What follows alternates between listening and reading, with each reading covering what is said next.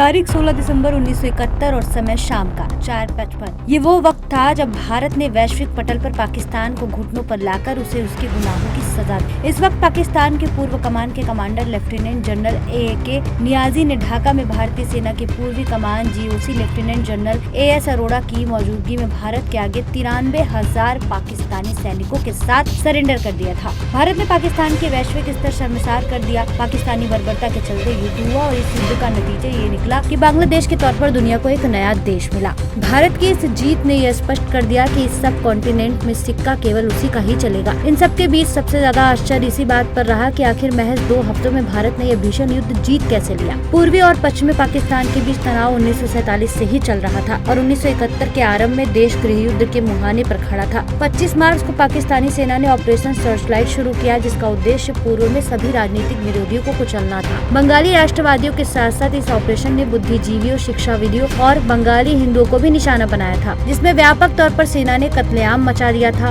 इस सैन्य नरसंहार में लगभग 3 लाख से 3 मिलियन बंगाली मारे गए और लगभग 10 मिलियन शरणार्थी भारत भाग गए। पाकिस्तानी सेना ने भले ही नरसंहार की पराकाष्ठा पार, लेकिन उससे राष्ट्रवादी भावना कम होने के बजाय और बढ़ गई थी। बंगाली नागरिकों और सैन्य कर्मियों ने जवाबी कार्रवाई शुरू कर दी। ईस्ट बंगाल रेजिमेंट की 5 बटालियनों ने विद्रोह कर दिया और नागरिकों ने पाक सेना के हमले का विरोध करने के लिए हथियारों के डिपो पर धावा बोल दिया। इसके साथ जन्म हुआ मुक्ति वाहिनी का, जो एक गुरिल्ला लड़ाकू बल था और अप्रैल 1971 तक काफी संगठित हो गया था। इसमें नागरिक और पाक सेना के दल बदलू दोनों शामिल थे। 1971 तक मुक्ति वाहिनी ने ग्रामीण इलाकों के बड़े हिस्से पर नियंत्रण कर लिया और सफल घात लगाकर और तोड़फोड़ अभियान चलाए। पाकिस्तान के साथ भारत के संबंध पहले ही खराब हो गए थे। बंगाल और असम में बढ़ती शरणार्थी समस्या को देखते हुए इंदिरा गांधी सरकार ने मुक्ति वाहिनी को हथियार और प्रशिक्षण देकर इस प्रतिरोध आंदोलन का समर्थन करने का फैसला किया। इस प्रकार बांग्लादेश को मुक्त करने के लिए युद्ध और इसमें भारत की भूमिका 1971 के आधिकारिक भारत पाक युद्ध की शुरुआत से पहले की है। सबसे महत्वपूर्ण बात यह है कि भारत अपने पूर्वी मोर्चों पर पाकिस्तान के खिलाफ युद्ध लड़ने के लिए तैयार नहीं था। अब तक भारत न केवल पश्चिम में पाकिस्तान के साथ ही युद्ध लड़ा था, जबकि भारत की पूर्वी कमान चीनी आक्रमण से निपटने और पूर्वोत्तर में विद्रोहियों का मुकाबला करने में अधिक चिंतित थी। चंद्रशेखर दासगुप्ता ने India and the Bangladesh liberation war में लिखा, पूर्वी बंगाल में जल्दबाजी में किया गया हमला बांग्लादेश को अंतर्राष्ट्रीय मान्यता दिलाने के उच्च राजनीतिक उद्देश्य को पूरा नहीं कर सकता था। भारत में कई लोग को रडार था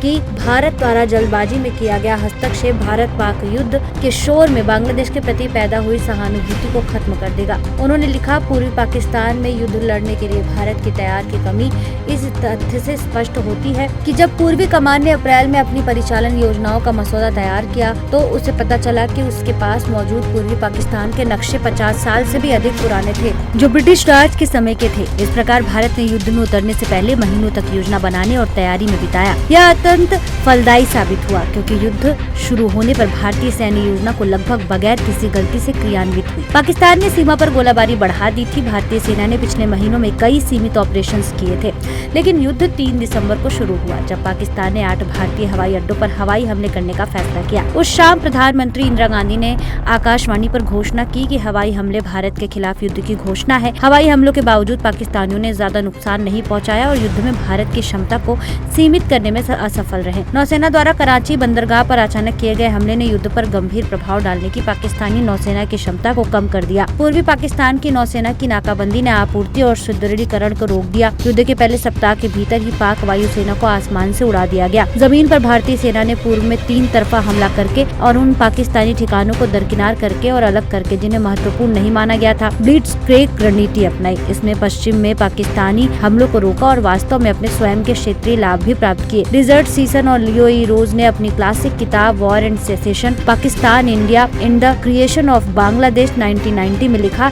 6 दिसंबर के बाद पूर्वी मोर्चे पर संघर्ष का नतीजा संदेहास्पद नहीं था, क्योंकि भारतीय सेना के पास सभी तरह की सुविधाएं थी। इसकी सेना काफी बड़ी थी, बेहतर हथियारों से लैस थी, ज्यादा गतिशील थी और हवा और समुद्र पर उसका पूरा नियंत्रण था। उन्होंने लिखा कि दूसरी ओर पाकिस्तान सेना बाहरी दुनिया से कटी हुई थी और उसके पास सप्लाई ही नहीं थी। इसे मूल रूप से शत्रुतापूर्ण स्थानीय आबादी से निपटना पड़ा, जबकि मुक्ति वाहिनी और आवामी लीग के माध्यम से काम करने वाले भारतीयों के पास उत्कृष्ट स्थानीय खुफिया जानकारी थी। नतीजा ये 16 दिसंबर को ढाका को घेरने के बाद भारतीय सेना ने 30 मिनट में आत्मसमर्पण करने का अल्टीमेटम जारी किया। जीत की कोई उम्मीद न होने के बावजूद लेफ्टिनेंट जनरल नियाजी ने बिना किसी प्रतिरोध के आत्मसमर्पण कर दिया था।